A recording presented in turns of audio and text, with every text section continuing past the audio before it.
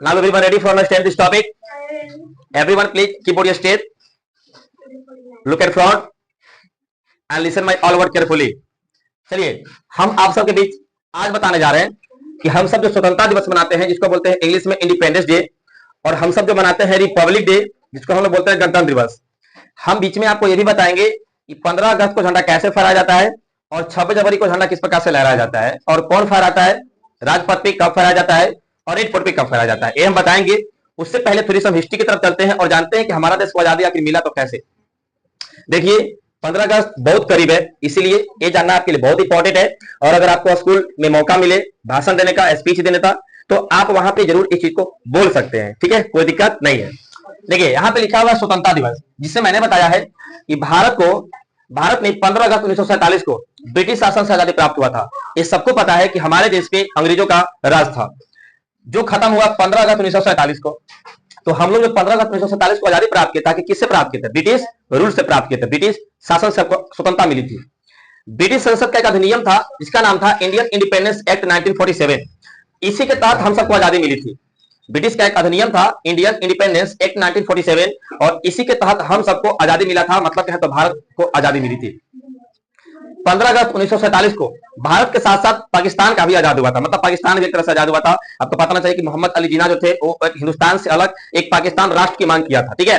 तो मैं कहूं तो पाकिस्तान का भी उसी दिन हुआ था, लेकिन इनको आजादी जो मिला था 14 अगस्त को, देखिए लिखा हुआ 14 अगस्त को इसको आधिकारिक मान्यता मिल गई, क्योंकि 15 अगस्त को जब आधिकारिक मान्यता हम लोग ले लिए तो इनको 14 अगस्त दे दिया गया, ठीक है। पंडित जवाहरलाल नेहरू, आपको पता होना चाहिए कि भारत का सबसे पहला प्रधानमंत्री कौन थे? कल मैं बताया था, कल भी पूछा भी था आपसे, कौन थे भारत के पहले प्राइम मिनिस्टर? पंडित जवाहरलाल नेहरू। और भारत के पहले प्रेसिडेंट कौन थे? कल मैं बताया था। राष्ट्रपति कौन थे? डॉक्टर राजेंद्र प्रसाद, जिनको बिहारी बाबू भी कहा जाता है, ठीक है। तो रात को 12 बजे ऐतिहासिक भाषण दिया था हमारे first prime minister Pandit Jawaharlal Nehru, और उन्होंने कहा था राइट बीज डेस्टिनी, ठीक है। ये भाषण उन्होंने दिया कि हम लोग एक सपना देखते थे, हम लोग का एक भाग था कि आज हमको आजादी मिला है, और ये कहीं ना कहीं हम सबका एक दूसरा जन्म है, उसको मानकर अब हम आज से एक नई जिंदगी की शुरुआत करेंगे। इन्होंने अपने भाषण में ऐसी बातें बताई थी। अब यहीं पे कुछ लिखा हुआ है नोट के रूप में, जिससे मैं बाद में बताऊंगा। पहले हम लोग इधर आते हैं कि 15 अगस्त से जुड़ा हुआ जितनी भी चीजें होती हैं, जैसे ध्वजारोहण होता है, राष्ट्रीय ध्वज के बारे में जानेंगे हम सब, अशोक चक्र के बारे में जानेंगे, जो कलर होते हैं झंडे उसके मतलब क्या होता है, उसका मीनिंग क्या होता है, फिर राष्ट्रगान को कब मान्यता मिला और राष्ट्रीय गीत को किसने लिखा, कितना देर में गाना चाहिए, ये सारी चीज को हम लोग जानते हैं। तो आप सब सबसे पहले बताइए कि हम सबका जो नेशनल फ्लैग है उसका नाम क्या है? तिरंगा। तो राष्ट्रीय ध्वज को हम लोग तिरंगा कहते हैं, हिंदी में भी और इंग्लिश में भी। हमारे रंग कितने हैं तिरंगे में? 3। एक का नाम है केसरिया, जिसको हम लोग इंग्लिश में सैफ्रॉन बोलते हैं, एक है सफेद व्हाइट और एक है ग्रीन हरा।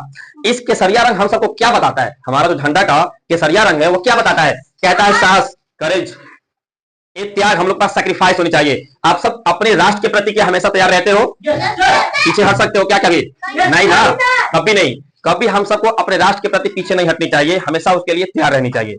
हम सब का जो केसरिया कलर है वह साहस, त्याग और बलिदान को बताता है कि हमारे इस देश को आजाद कराने में कितने महापुरुषों ने अपना बलिदान तक दे दिया, और हम सब की जब बारी आएगी तो क्या हम सब पीछे हटेंगे? नहीं।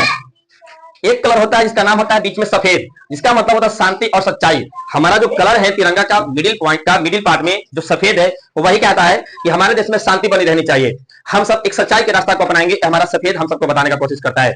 और उसके बाद है हरा, जो बताता है कि समृद्धि जीवन की प्रगति, हमारे देश के जितने भी लोग हैं उनका जीवन आगे बढ़ता रहे, प्रगति के पथ पर हमेशा चलते रहे। ये हमारा झंडा का जो हरा रंग है ये हमें बताता है। तो आपको झंडा का तीनों रंग का मतलब समझ में आ गया? आपको ये भी याद होना चाहिए कि हमारा जो झंडा होता है उसके बीच में एक अशोक चक्र होता है, इसमें कितने तिलियां होती हैं? 24। एक किस कलर के होते हैं? नीला कलर का होता है। एक क्या डिनोट करता है? ये हमें बताता है धर्म, न्याय, सत्य मार्ग पे चलना।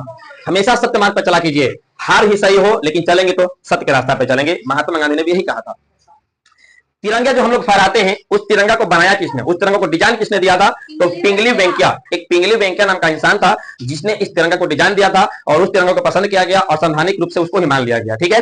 ये तिरंगा का जो अनुपात, ये जो रेशियो है, अनुपात कहने का मतलब कि हम सब जो तिरंगा होता है ए वाला लंबाई होता है और ए वाला चौड़ाई होता है, तो ए वाला रेशियो जो होता है वो 2 होता है और ए वाला रेशियो होता है वो कितना होता है? 3 होता है। मतलब लंबाई और चौड़ाई का जो रेशियो होता है 3:2 होता है। कभी भी हमारे देश के झंडा का आकार या डिजाइन या शेप कहें तो चरफुट नहीं हो सकता, स्क्वायर रूप नहीं हो सकता, आयताकार होता है, जिसकी लंबाई 3 हो सकती है और चौड़ाई 2 हो सकती है, याद रहे। अगर लंबाई दुगुना कर दिए 6 हो जाएगा, तो फिर चौड़ाई भी दुगुना करना पड़ेगा तो 4 हो जाएगा, समझ रहे ना। तो इसके ही रेशियो में चलता है हमारा झंडा का डिजाइन और आकार। संविधान सभा ने हमारे झंडा को कब अपनाया? देखिए 22 जुलाई 1947 को हमारा जो देश है उस देश ने का जो संविधान हमारा है उसने 22 जुलाई 1947 को इस तिरंगा को अपनाया, कहा कि हाँ यही तिरंगा हम सब अपने देश का रखेंगे, ठीक है।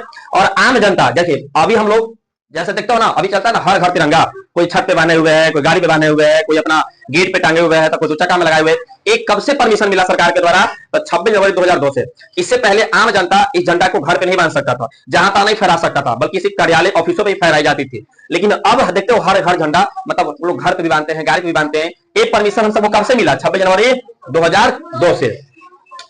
अब आते हैं हम सब पढ़ने राष्ट्रगान कि हमारा राष्ट्रगान क्या है। हम सबका राष्ट्रगान क्या है? जन गण मन। इस राष्ट्रगान को किस इंसान ने लिखा? ये जो देखिए जो राष्ट्रगान है, हम सबका राष्ट्रगान है जन गण मन। इस राष्ट्रगान को किसने लिखा? रविंद्रनाथ टैगोर ने लिखा। और इस राष्ट्रगान को हम लोग कितना देर में गाते हैं? 52 सेकेंड। लेकिन एक संक्षिप्त भी इसका टाइम है 20 सेकेंड, 20 सेकेंड में भी इसको गाया जाता है। लेकिन हम लोग अपने आधिकारिक तौर पे इसको 52 सेकंड में गाते हैं, 52 सेकंड में। स्कूल में प्रोग्राम होता है तो आप सबको प्रैक्टिस कराया जाता होगा 52 सेकंड पर ही, सही बात है नहीं? और इसको जो संविधान में मान्यता प्राप्त हुआ कब? हमारा देश का जो संविधान है इस राष्ट्रगान को जन गण के रूप में कब मान्यता प्राप्त किया? तो 24 जनवरी 1950। हम सब 26 जनवरी को संविधान लागू हुआ था, पता है ना आपको, लोकतंत्र बना था उस दिन। और उसके 2 दिन पहले 24 जनवरी 1950 को संविधान के द्वारा इस जनगणना को मान्यता प्राप्त कर लिया गया और 26 जनवरी को इसी को गाया गया, ठीक है। उसी प्रकार से राष्ट्रीय गीत मेरा क्या है? नेशनल सॉन्ग मेरा क्या है? वंदे मातरम। इसको लिखा था बंकिम चटर्जी ने। इसको हम लोग 65 सेकंड में गाते हैं, आराम से गाते हैं। संस्कृत का वर्ड है, इसको आराम से गाया जाता है। और इसको भी मान्यता उसी दिन मिला था जिस दिन राष्ट्रीय गान को मिला था, राष्ट्रगान को मिला था। अब आइए मेन बात आपको हम बताने जा रहे हैं कि 15 अगस्त को राष्ट्रीय झंडा फहराया कैसे जाता है। देखिए ये स्टेट है जिसमें झंडा को बांधना है, फहराना है, ठीक है। 15 अगस्त को होता क्या है कि 15 अगस्त को फ्लैग होस्टिंग होता है, इंग्लिश में फ्लैग होस्टिंग और हिंदी में इसको हम लोग बोलते हैं ध्वजारोहण। इस समय क्या होता है कि झंडा को जो खंबा होता है उसके बीच पार्ट में बांधकर छोड़ा रहता है, उसको बांधकर उसमें फूल लपेट कर बांधकर और बीच में खंबा के बीच पार्ट में लाकर बांधकर छोड़ा रहता है। जो झंडा फहराने वाले चीफ गेस्ट होते हैं वह आते हैं, रस्सी को खोलते हैं और पहले झंडा को खंबा के ऊपर ले जाते हैं, ठीक है। और उसके बाद झटका देकर झंडा को खोलते हैं। याद रहे 15 अगस्त को झंडा खंबा के बीच में होता है, पहले से ऊपर नहीं टंगा होता है, वो बीच में रहता है। 15 अगस्त को जो चीफ गेस्ट होते हैं वो आते हैं और रस्सी के खोलते हैं और झंडा को पहले ऊपर ले जाएंगे और उसके बाद झटका देकर झंडा को खोलेंगे। और इस दिन 15 अगस्त को रेड फोर्ट पे दिल्ली में प्रधानमंत्री झंडा फहराते हैं सर। और 26 जनवरी को जो झंडा क्या होता है पहले से ऊपर गया रहता है, बीच पार्ट में नहीं रहता है। 26 जनवरी को झंडा खंबा के सबसे शीर्ष पॉइंट पे टॉप पे पहले से गया रहता है और जो चीफ गेस्ट झंडा फहराने वाले होते हैं वह जाते हैं, झटका देकर तुरंत झंडा को फहरा देते हैं। और उस समय जो आपने नेशनल लेवल पे बात करें हम लोग, तो पहले इसको राजपथ नाम था, लेकिन अब इसका नाम हो गया कर्तव्य पथ। और कर्तव्य पथ पे प्रेसिडेंट 26 जनवरी को प्रेसिडेंट झंडा फहराते हैं, राजपथ जिसको कर्तव्य पथ कहते हैं, भी दिल्ली में ही है। और 15 अगस्त को फ्लैग होस्टिंग होता है पीएम के द्वारा रेड फोर्ट पे और उसको हम लोग हिंदी में ध्वजारोहण कहते हैं। तो आपको ये पूरा चीज पता होना चाहिए, एक भारतीय नागरिक होने के नाते और एक स्टूडेंट होने के नाते, और सबको पता होना चाहिए, ठीक है। तो आपको ये कैसा लगा जरूर बताइएगा और एक बार कमेंट में, और आप सब बोलिए यहाँ पे भारत माता की जय।